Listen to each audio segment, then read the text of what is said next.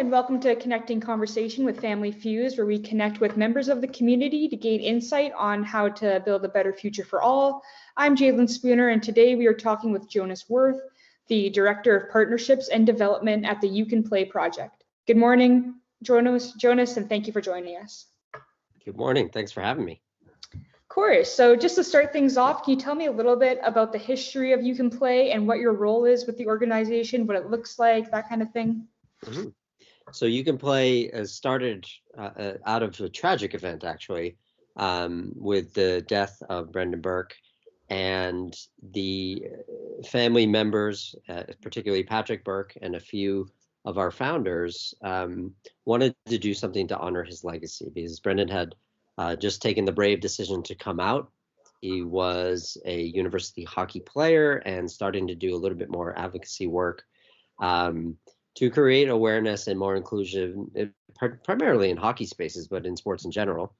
And so after his tragic death, they started this, and the NHL wanted to get involved right away. And so through support of NHL players, people started to make You Can Play videos, and we started to do Pride games, and this is almost 10 years ago now, but it has evolved into every single sport, pro leagues basically across North America, including the NHL, MLS, minor league hockey, U Sports, definitely the Canadian Olympic Committee.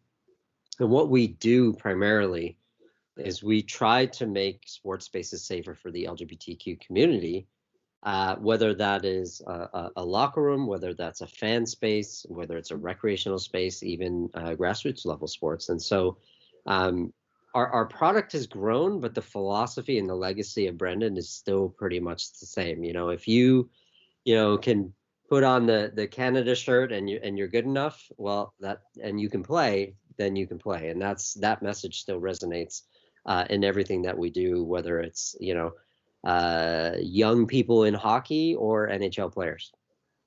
Amazing. Yeah, for sure. I know the entire hockey community was really devastated by the death of Burke. I know his dad was a very powerful man in the game, and for sure, it's a great organization that you've built, and definitely something that I see in the U Sports community. Everyone loves to come together and do those You Can Play activities. But how did you come to work with You Can Play? What was the process of getting involved with the organization? Sorry.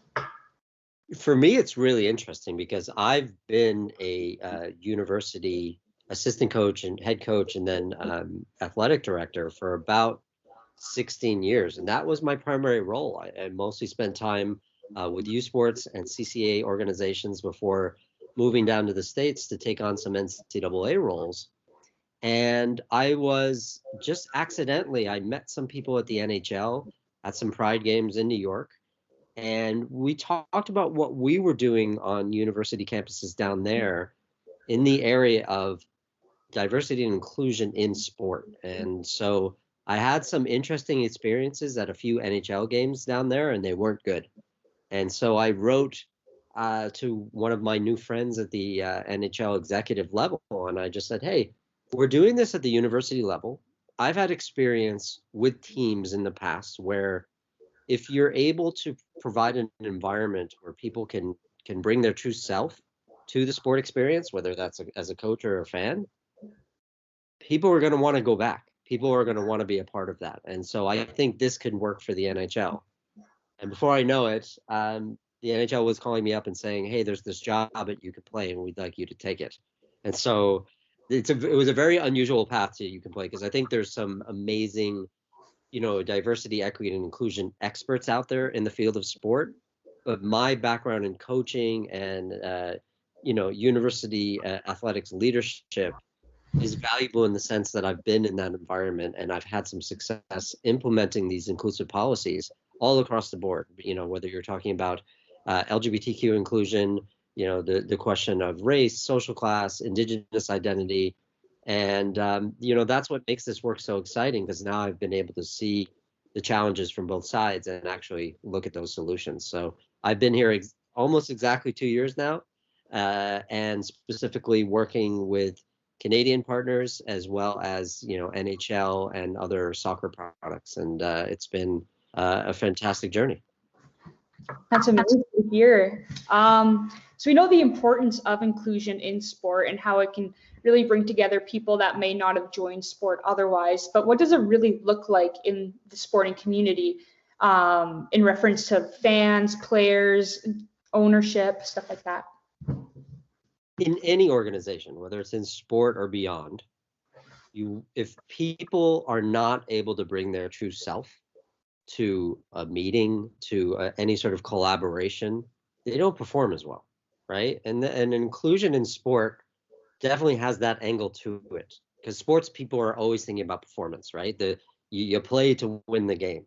Inclusion has a space there, right? Because if I am, a young man like Jarrett Anderson Dolan, who has two moms, and I'm hearing homophobic language even growing up in my locker room, there's a sort of cognitive dissonance that happens there. You kind of feel a little bit of anxiety as opposed to that typical family environment that you want to feel in a locker room. And when you can create spaces where people can bring their true self, they perform better. The same thing can be said for fans. If I'm going to a game and I want to raise my children in a certain way, I want to bring my children to that experience. Doesn't matter if I'm a member of the LGBTQ community or not.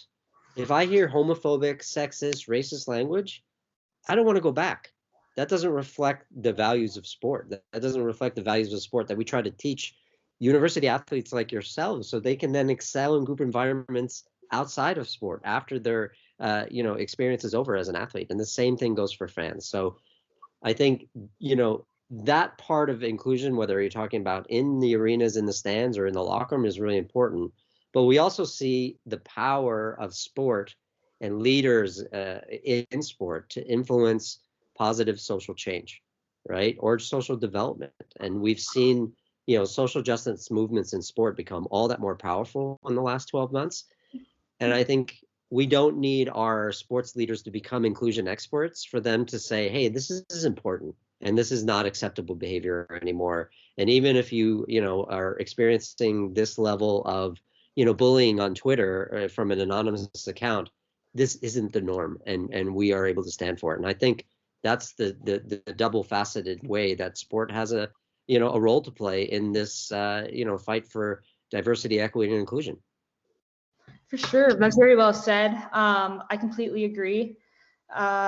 The dressing room, I know not so much on the women's side, but it's still there. But definitely in the men's dressing rooms, you hear all sorts of stories about homophobic language and actions and stuff like that. And people might not mean it in a very malicious way, like just kind of playing it off as locker room talk, but they don't understand the kind of language and really effect that can take on a young person's mental health.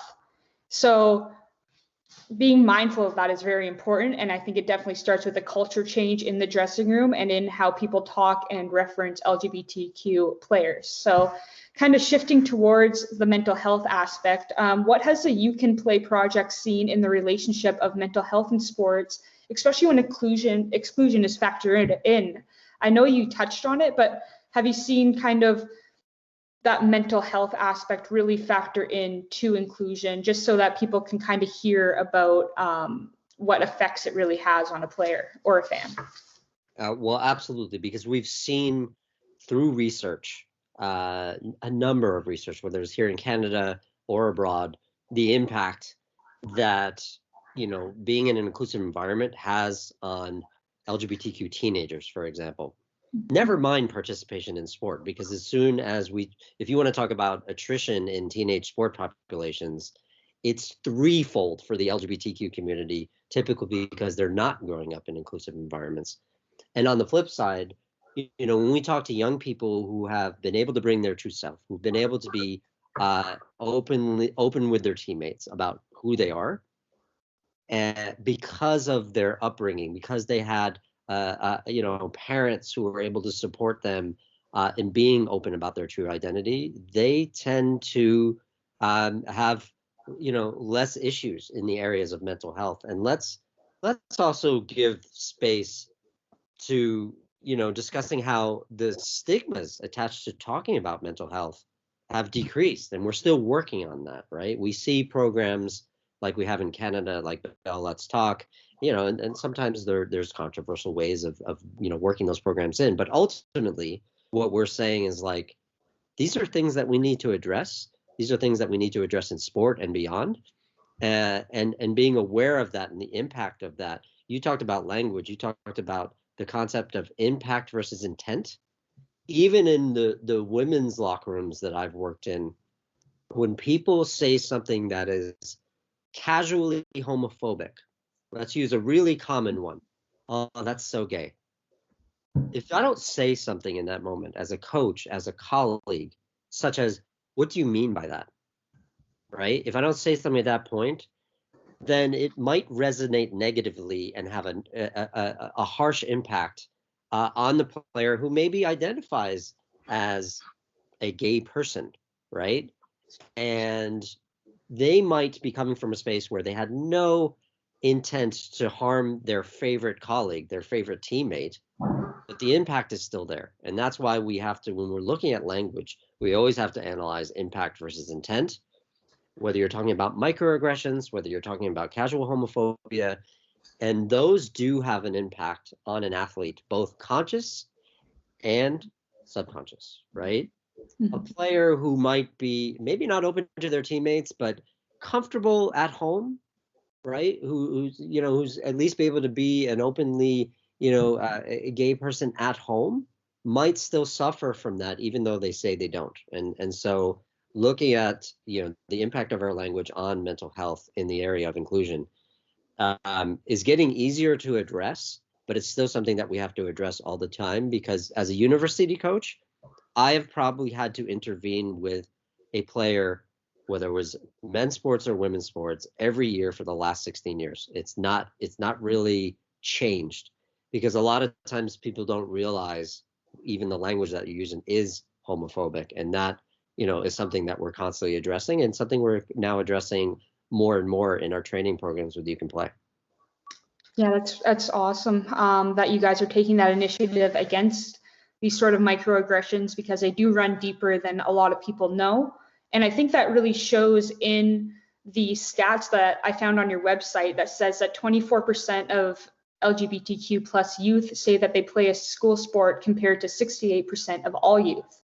So how does sport culture work in turning away these children, and what does You Can Play do to break that narrative and really say, hey, you don't have to fall into these stereotypical insults that these people are saying at you. If you want to play sports, you can play sports. If you want to do art, you can play, or you can make art, that kind of stuff. So yeah, just kind of break that down for me.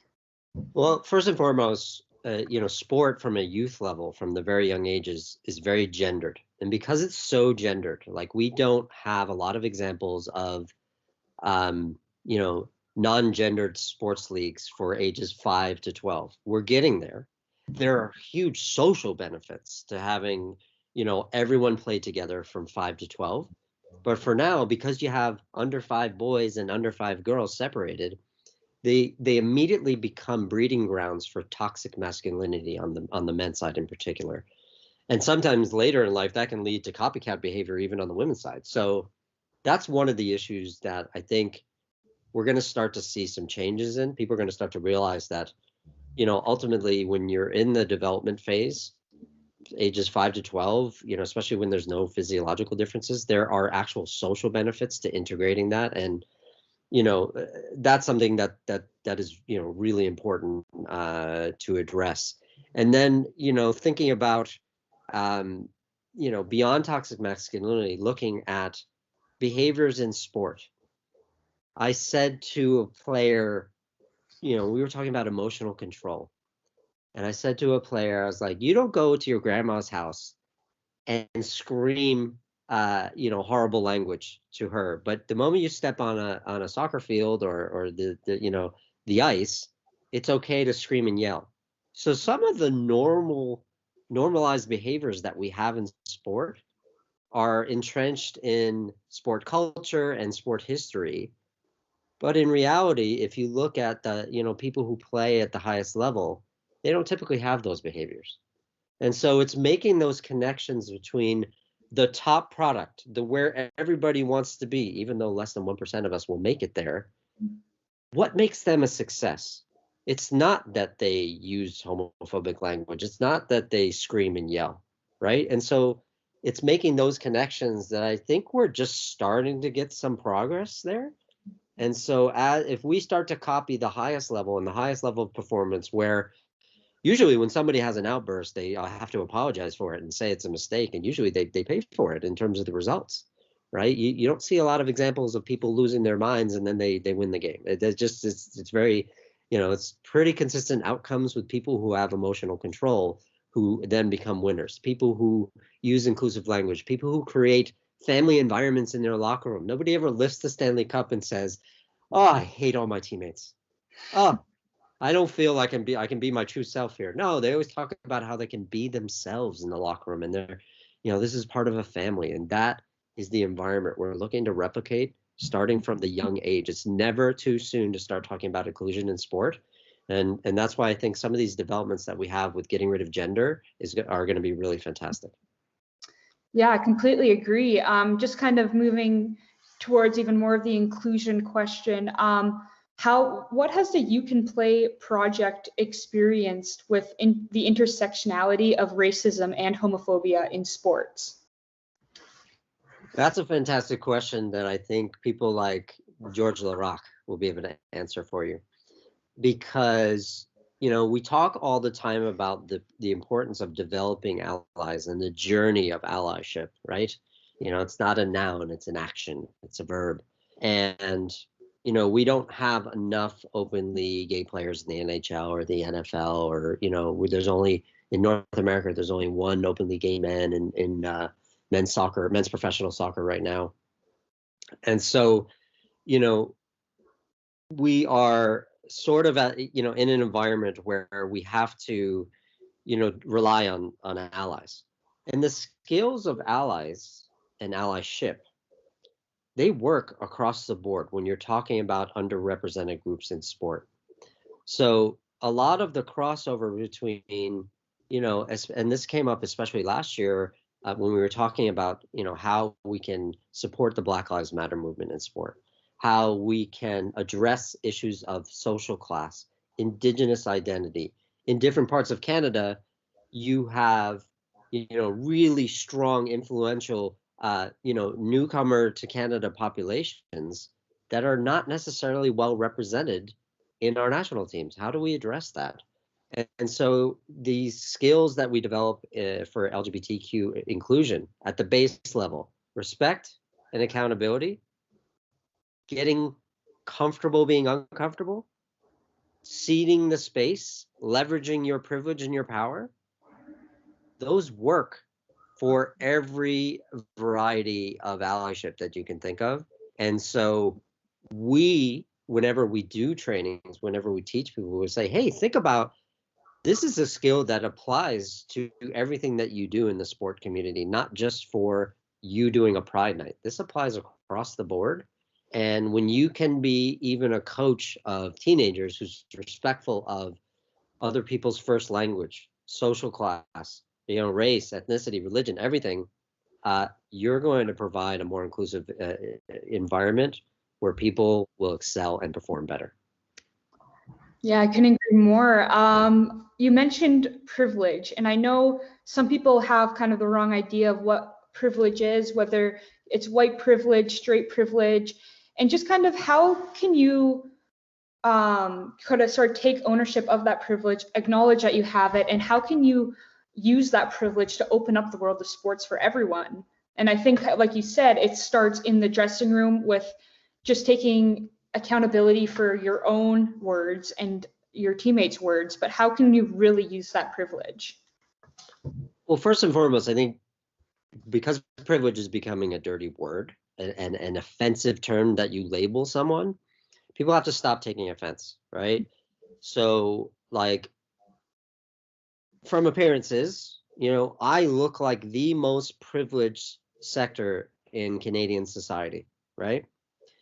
And I have to be aware of that, no matter what's going on behind the scenes. Maybe I do have an invisible disability. That's very possible, struggles with mental health, especially during COVID, extremely common. Maybe I have a different disability. Doesn't matter. I have to be aware and keep my privilege in check and maybe try to leverage that, right? So when I walk into a locker room and have that leadership position, how do I leverage that space and amplify and seed the space to some of the affected communities who don't look like me? And I have to do that every day, because we all come to the table with some form of unconscious bias.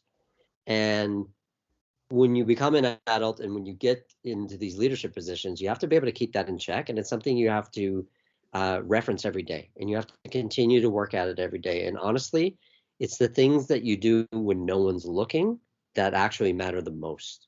And for me right now, like even as a coach of university men, sometimes that's just taking a daily stock of what my privilege is, right? First of all, I have, the ability to, have a salary and then also coach on the side. That's a privilege. I have access to Canadian public education. That's a privilege that I have over my American colleagues, right? I, went to a very good public school. It was, it really prepared me well for exams and to getting into a better university. All of that and being conscious of that when I walk into a room is totally relevant to the experience. And, privilege doesn't have to be a bad word. It has, if you can turn it into a positive, if you're able to leverage it and improve the sport experience for the people around you. 100%. And I think it's really interesting when you said it's what you do when no one's watching, because I think a lot of athletes have heard that quote and taking it to their workout schedules and their nutrition, but then they leave the character out. You know what I mean? Like it's sport's a very physically demanding activity, but I think that's a really good point that it's not just what you do in the gym when no one's watching, on the ice when no one's watching, or the field. It's also what you do in your everyday conversations when people aren't really expecting those deep conversations. So I think that's a very good point. Just kind of on the more positive side, what positive things has the You Can Play project seen since the beginning of the project? Well, what we have seen, and I apologize for the background construction noise. I don't know who's drilling. They waited until you called to start, actually. You know, we have come a long way from just making a video that You Can Play provides a script for, right? What people would maybe label as performative has had the impact of sports franchises, sports people looking for authentic engagement with their local LGBTQ community because they see it as mattering. They see it as mattering more than ever. People want to, and sports franchises, leagues, everybody are trying to avoid this sort of performative aspect of just doing a Pride Night. Pride Night is not enough anymore, right? What we're looking for is that year-round consistent commitment. And whereas in 2012, if you would have told me that every NHL team was going to make a video, You Can Play video, we would have jumped up and down for joy. In 2021, we know that although it takes a lot more work, we know that everybody's also on board with doing a lot more. And that year-round consistent commitment, not a relationship with You Can Play, but actually with your local LGBTQ community, is what we strive for with every single team now. So when we do an event with an NHL team, we always make sure to bring on the local community and make those connections so that they end up going to more games than Pride Night. And that is the evolution of You Can Play is, one, it's year round, it's consistent commitment, and two, the impact is felt at all levels, from grassroots to the pros, at the local level. And that local connection is really important to us. Awesome. So just to wrap things up here, last question. So what are the next steps that You Can Play is looking to do kind of tangibly in sort of any extensions or expansions going on? Just kind of walk us through that. Well, I have to say the the pivot that we've had to make in the digital space since the COVID era started has actually helped us put together materials so that we can eventually digitize some of our training programs so that we have a greater reach. If you could imagine how difficult it might be, even with, these Zoom and Microsoft Teams digital meetings, virtual meetings, we've had a greater reach, right? We've been able to go beyond NHL teams, NHL administrative staff. I mean, we've done panels with, local high schools, minor hockey league organizations, um, physical education teachers. We've been able to have a greater reach. But if you can imagine, as that grows, the availability of us to do a live training can be very difficult. So we've taken that expertise, such as like we did some indigenous coaching workshops here in the Pacific Northwest of Canada. We've taken a lot of that material and learning, and we're going to digitize it into something that someone can do on their own time. So that, yeah, maybe we won't go back to back to back to back all day, every day doing these training sessions, except for certain situations where they have to be tailor-made. And now we're hoping to put this together so that somebody can, in their own time, pick up their phone and do a You Can Play training session, whether that is everyone in their first year in the OHL, whether that is all U Sports teams and CCAA teams in August before, your eligibility starts. To be able to do that is going to be incredible. And that we've actually just brought some people on board who's going to take all that material that I have and that we have used and put it into, almost like an app and a digital training app. And so that is the future. And, that's not really public yet, but we see this sort of COVID pivot that we've been able to make as an opportunity to make that happen now. And if you combine that with traditional elements of Pride nights, celebratory events like, are having all your local sports teams participate in a Pride parade. If you put all that together, again, it comes back to that consistent commitment and having a greater impact at all levels of sport. Because if you are, I don't know if you remember what it was like growing up in a, volunteer-based and run hockey organization. It probably would have been difficult to pay for expensive training programs. But if we can provide those through some of our major partnerships for free to certain populations, then the impact is going to be greater. And that's what we're looking. We're looking to create the next generation of athletes, coaches, and fans who get the importance of inclusion and become better people when they become adults. That's awesome. It's a really good step that you're taking. And if anyone listening wants to learn more about these kind of initiatives that You Can Play is putting on, you can find the website link in the summary bio that I'll be writing. And so I just wanted to thank Jonas for his time. It was wonderful talking to you and kind of going into depth about sport culture and the homophobia and racism that is intrinsically built into it, and kind of figuring out ways to break those down and move forward as a community and as a society. So thank you, Jonas. Thank you very much for having me.